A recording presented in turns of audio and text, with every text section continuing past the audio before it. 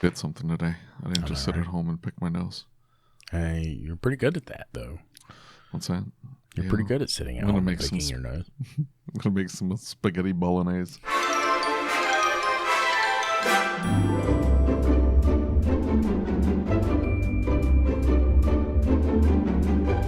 This video is brought to you by Shopware. It's the shop management system that I use. It's the shop management system Lucas uses. We absolutely love it, and if you click on the link in the description, then you can get a demo for yourself. And we think that you will love it just as much as we do. And if you don't, well, I don't know what to tell you. You probably put ranch dressing on all your food, in which case, there is no help for you. So a huge thank you to Shopware, and now onto the video. I'll try to make it healthy. Hey, how did Valentine's dinner go? It went really well. It took way longer than I thought. I got some really big fat pork chops, right? They were like 1.25 inches, maybe 1.5 inches. They were huge. Yeah. And I left them in a brine for about an hour and a half. Mm-hmm.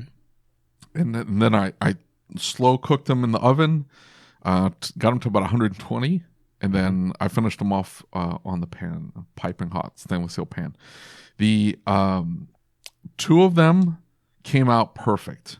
Okay. They were juicy and unfortunately I gave those pieces to my father-in-law, who then dumped 3 pounds of salt on it. And my kids, they gobbled it up. They loved it. The two pieces though, I think I left them in the pan for a little too long, and I didn't pull them off the pan fast enough. They got a little dry, and those are the pieces I ate, and my wife ate, and she's cutting into it, and she's like, and I'm like, it's like you're making sawdust. I'm looking at it, and I'm like, I'm sorry, that one got overcooked, and she's like, no, it's good, and I'm watching like dust. She's sawing, and I'm like, that's not the way it's supposed to look. Look at the kids. It's glistening. It's beautiful. So that is not glistening. The lesson that I've learned, and so that's why I do mine the way I do them, right? If I'm cooking a thick pork chop, I will do it in a cast iron skillet. And so I'm going to put a stick of butter in, right? I'm from the South, so everything's with a stick of butter. I understand, but like she's trying to like counter calories. So she was grilling me. She's like, how much did you put of this? How much did you use this? How much oil did you use? And this, that. And I lean this thing out, this entire meal.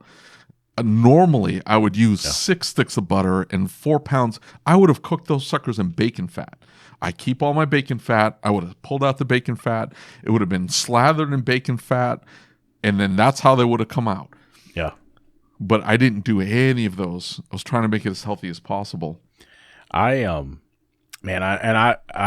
really resonate with that whole like counting calories thing. I am convinced I'm going to get some of this weight off, but man, it is so much work. It really is. To count calories, it sucks. Hey, and you know, one of the biggest things that frustrates me is all these people who believe that pork's got to be cooked to like well done. Oh, no. Pork, 140, listen, folks, 145, listen, that's it. Yeah, absolutely. Mid-rare on your pork. Mid-rare. Now, obviously not like a butt or something like that. That's got to be 205. But I'm just saying, pork chops, 180 tenderloin. Yeah. A pork chop, tenderloin, 145 is about it. Nothing past that. Mid-rare. I made a carrot parsnip puree. Mm-hmm.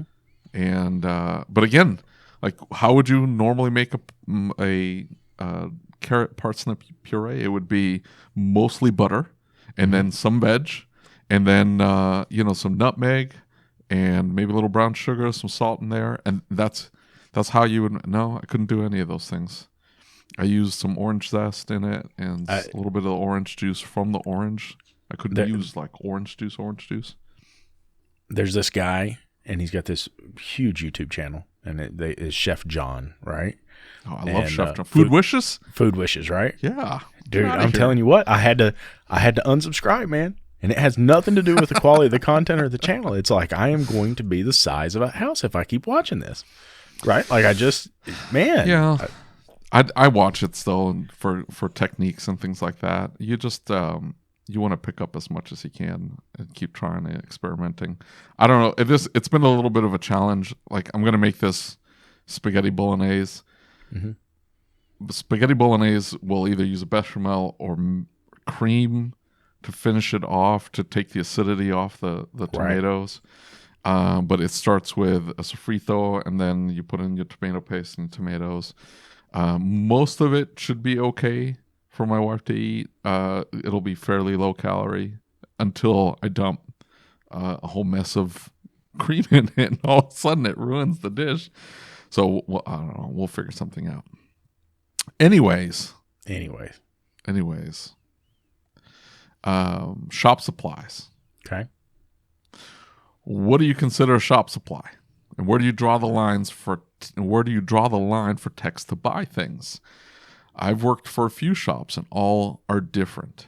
The one I'm currently at seems to have the best idea of what shop supplies are. My idea is any kind of special tool or vehicle-specific tool, diagnostic equipment, gloves, batteries, grinder discs, wheel discs, RTV, shop towels, brake clean, etc.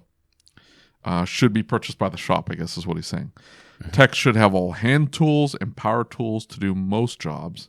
And if they run into a tool that they don't have, well, that's why they have many options to buy. Every shop is obviously different, but I like to see across the industry how places do things. How do you do things? So me personally, all of the consumables are shop supplies for me, right? And so shop supplies are going to be something that you would, the brake cleaner, right? Now, in some cases, I charge clients for brake clean. If it's something where we're going to need a lot of brake clean, right? Like we get in and we take an intake manifold off, the valley's full of oil, things like that. I might charge the client for that. Mm-hmm. But otherwise, things that I can't charge a client for, bolts, grinder disc, sanding pads, RTV, any of the small consumables that are not enough that I could itemize out. Those are my shop supplies. Shop equipment, I believe, is what he's talking about when you talk about scan tools, specialty tools, timing tools, stuff like that. I've had a really hard time, and for the most part, I don't have troubles with my guys, but Eric will just absolutely go spend money on tools, and I will be like, dude, what are you doing? Right? Like I had last year, he really wanted to get into EEPROM, and I had to argue with this dude, and I'm like, Eric, please don't go buy a bunch of stuff. Please don't go buy a bunch of stuff. So I had to go take a tool that I had bought dude for Christmas and return it because I'd already bought him all this stuff, and he just could not resist himself. I'd already bought the tool that he was going to buy, right? Had already paid for it and had to return it because he goes out and buys it. But I digress, whatever. But which tool was it? The IM 508, right? Oh, the Autel. Okay. Yeah. Mm-hmm. Right. And so I had bought all the other accessories that go with it and some stuff for EEPROM for him to play around with, not because we're going to do it in the shop, but because he enjoyed that. I wanted to do something that he would enjoy. Right. Mm-hmm. And so those things are shop equipment. Those aren't shop supplies. So you have to look at the difference. Health and protective equipment, right? Gloves, things like that. If they want a pair of actual mechanics gloves, I prefer that they buy those themselves. That way they can get one that fits the way they want, it feels like they want, instead of me trying to order, well, this kind for this guy and this kind for that guy. I just got a shipment of gloves the other day. We buy buckets of gloves. And so they've got in this case, we ended up with Eric only wears latex gloves. Everybody else wears the regular gloves. So everybody's got their own buckets of gloves, all the different sizes of gloves. We pay for that stuff. I don't think a tech should ever pay for that. Safety glasses, we'll pay for that. All of your specialty equipment, all of your specialty tools, scan tool updates, all that is on the shop, right? Because it's built into the profit model of the shop. I don't think that the tech should be paying for those things. And listen, this brings up another really important topic for me because please don't get me wrong. I don't mean to change topics. I want to hear your perspective on this, but, me and one of my techs have been having this talk about, you've got to be smart financially. I can give you a raise, and if you go and spend the money that I gave you on that raise and you invest more money in something else, and I can perpetually give you more money and it doesn't do anything. Yeah. Right? You're in the same spot right now. I've given you 4 raises over the last year, but you can't end up in the same spot you were in before. Financially, and so, yeah. What I've found is sometimes these guys will go out and spend money and they're like, well, I had to buy all these thousands of dollars worth of tools. Well, yeah, but you had all the tools you needed to do your job. You were good to go. You had everything that you needed to work here. And you didn't have to buy anything else. You were paid off. You didn't need to go spend all that money on the tool truck. My tool payments are $500 a week. You've got everything you could ever want here. Well, I wanted this cool paper towel holder. Okay, and what you bought 3 hoodies. Well, they were $100 a piece. Okay. And all of a sudden you start, if you go down that tool list, there's a lot of things that were bought, had nothing to do with work, had nothing to do with being better at the job or needing that tool to do the job. It was, I wanted this. Right? And I'm going to brag on Ryan here for a minute, because Ryan is easily the smartest technician with money I've ever met, because Ryan's like, hey, I'm not going to invest in tools until I get to that next level. I've bought what I need. I can do every job I need to do without borrowing tools right now. I'm going to train myself up. You're training me. I'm training when I get home. I watch my Scanner Danner videos. I'm ready to go to the next level soon, but I'm not going to invest in that until I'm to that next level and I know what I actually need, right? So he doesn't go out and buy a bunch of tools that he doesn't need. He's being very, very smart, very intentional about it, and you would not believe how much money he's got put back. So he can be prepared for the next 20 years, right? And I think that makes all the difference in the world. I'm with you. I don't know that the tech needs to buy anything. No. Including hand tools. Yeah, I would like to get to a point, Goose, we've talked about Goose, he's the new apprentice here. I've talked about that I have a plan to buy him a tool set, and I'm completely okay with taking and continuing to build that tool set, and we can write it off through the business because it was an expense where he can't write it off. I'm okay with helping him build a tool set. That makes a big difference. Yeah. I wouldn't hire a tech that didn't have their own tools. Mm-hmm. And I'm okay if they go out and they're like, hey, I want to get this, I want to get that. I've got a tech now. He makes enough money. He can buy his own tool on that one. But if I brought in a tech and they needed a 3/8 torque wrench, and and they said, hey, I really need to get this 3/8 torque wrench. I'm borrowing this other tech's too much. Right. I need to get my own. It's like, okay, great. Let me buy it, write off the whole thing, and then you, quote unquote, earn it back, right? I am 100% on board with that. Other than basic tools, the tech shouldn't have to buy anything else. Everything else should be provided for by the shop. Absolutely everything else. Uniforms, gloves, any kind of safety equipment, and then all of the shop supplies, everything else. Yeah. Everything else. I have heard some shop owners. I started to say like old school shop owners, but that's not really fair because I've heard young shop owners and old shop owners and all shop owners alike say the same thing. And I think it's a slippery slope, but they say, well, they abuse the brake cleaner, so I'm going to make them pay for it. Or they lose my tools, so I'm making them buy their own. And no, but they have to, the tool's theirs. Right. I think that's where I get sometimes a pushback from some of my guys, because they're like, but I want to buy it because I want it to be mine. I don't want it to be yours. It's like, no, we're not buying it for the shop. I want this to be yours. This is part of the compensation package here at my shop, is you get tools, and you can make it a tool, quote unquote, allowance, or it becomes an individual discussion because my guys have enough tools. Like, they don't really need anything else. But just like you were saying with Eric, I had a guy that wanted to get into EEPROM. It's like, okay, great. So let's talk about what that looks like. What's the next logical purchase? What do we need to buy next? And that then becomes a discussion. But you buy like that 508 with the what is the XP 400 Pro thing or whatever, right? What's that end up being, like $2,300, right? Yeah. Maybe somewhere around there. Okay, that's a decent size raise for the year. If you buy them, you see what I'm saying? Well, so that's a purchase they no longer have to make. I write the whole thing off. And I don't have to pay payroll taxes on it, which is fantastic.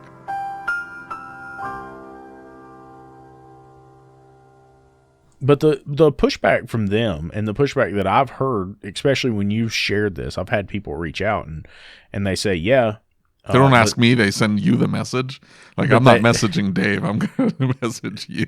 I guess you're just not approachable. I'm not approachable. I make people nervous, apparently. You make me lots of things. Nervous is not one of them. Frustrated, however. Frustrated, I can understand. But, I've heard them say, yeah, but you guys say that it's my tool. You guys say that you wouldn't ever hold it over my head. But I work in a shop where if they did that, they would absolutely hold it over my head. And I'm going to tell you something. I have accidentally held stuff over people's heads before, right? And not even realized I've done it. I've been agitated about something. I've been frustrated about something. And I have found myself saying or doing something that may have sounded or been construed as I was trying to hold something over somebody's head, or I was frustrated because they needed to take time off or whatever it was, right? And so I am admitting I'm guilty of that, right? And what I would say to that is it's not that it's like the time off thing, right? I've had somebody say to me before, well, you holding it over their head, or are you pointing out ingratitude? It's not even ingratitude, right? It's that when, for instance, somebody said to me one time that when I need time off, you seem frustrated. I seem frustrated because I've got so much to do and I don't have enough time in the day in the first place, right? It's not that I'm frustrated that you need time off. It's not that I'm frustrated because you're going to take a day off. It's not that I'm frustrated that you're using the benefits that I have laid out in front of you and given you in the business. It's that I'm frustrated because I'm just trying to figure out how to do all that. And sometimes those are the emotions I wear on my sleeve, right? Those are the ones I'm frustrated, I'm tired, I'm doing my best to keep everything moving, and something happens, something doesn't move the right way, something falls apart. Like today, Eric had a migraine, right? Dude couldn't come in, and I've got somebody that's promised, and I've got all this work that's got to move, and people who need rides, and then Scott had something come up, and it's naturally frustrating for me. They perceive that as I'm frustrated with them. I'm not. I promise I'm not, right? But it's perceived as that way because I'm wearing it on my sleeve. So that's something that I'm working on to get a little bit better at. But I think there are shop owners who would hold a tool purchase over somebody's head. There's no doubt about that. But I also think that sometimes it can be perception. I think it's almost always perception, especially if it's coming from a place where if they're gifting it or they see it as a benefit, how do I word this? If it's factored into the compensation package, it's no different than, like, why would I hold a $100 bonus on your paycheck over your head? Right. Why would I do that? It doesn't make any sense. It doesn't make any sense is what it doesn't make any sense. Okay, so it's no different than if I buy this tool or this piece of equipment or whatever and it becomes yours.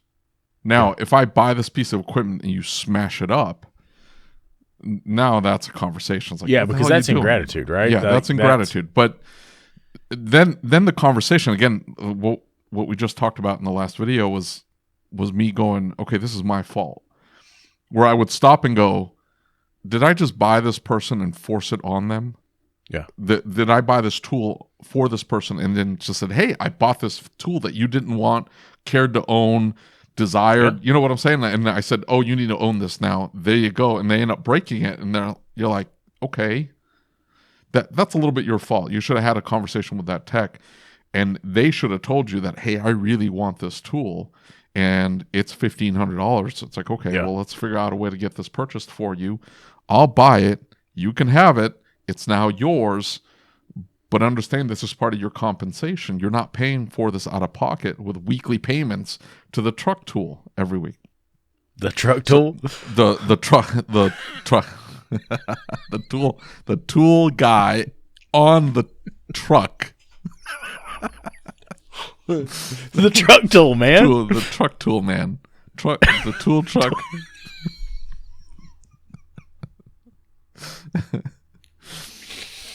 You should be a little worried if the tool truck guy...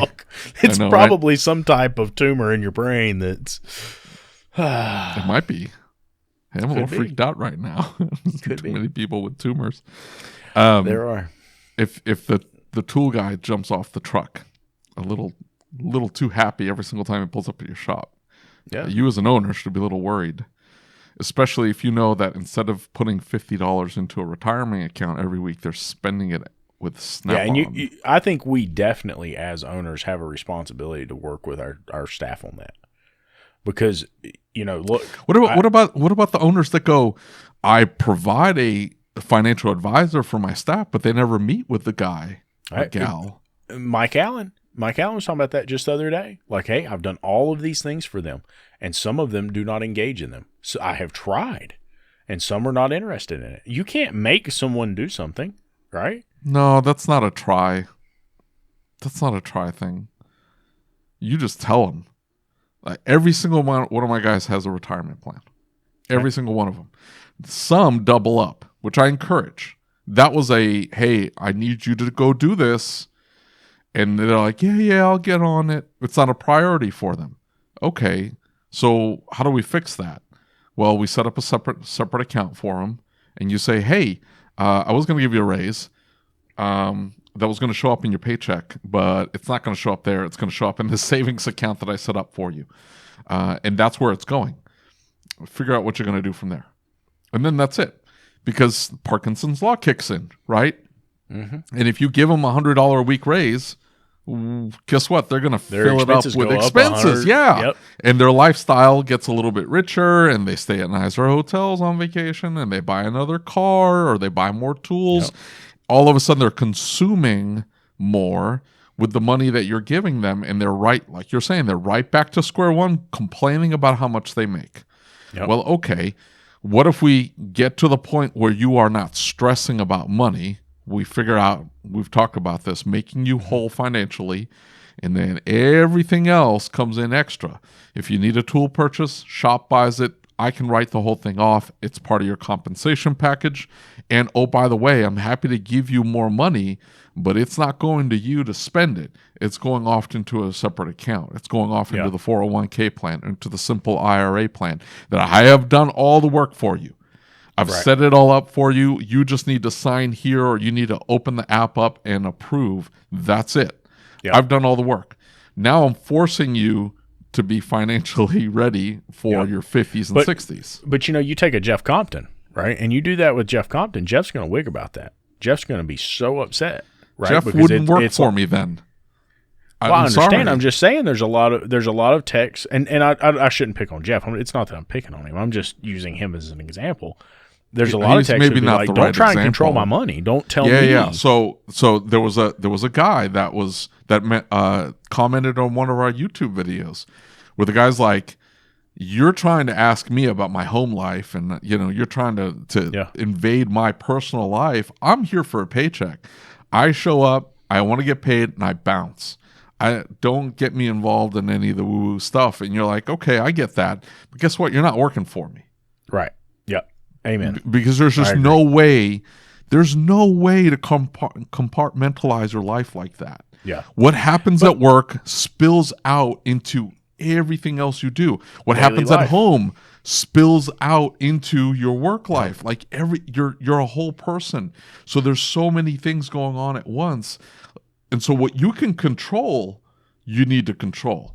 And if I can make sure that I know if you quit, leave, whatever, that I've done my damnedest to make sure that you are not eating cat food out of a can in your one-bedroom apartment because you're living on Social Security, which is probably going to be insolvent by the time you go to retire, because you didn't do a good enough job in your 20s and 30s to save.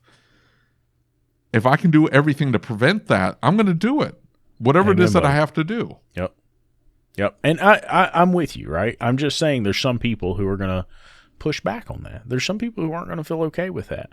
And I guess I understand both sides, right? Like I understand fully both sides, and I can see where they would be coming from. I think that, in the new group, right? So we started the Facebook group. We've got all this conversation going on.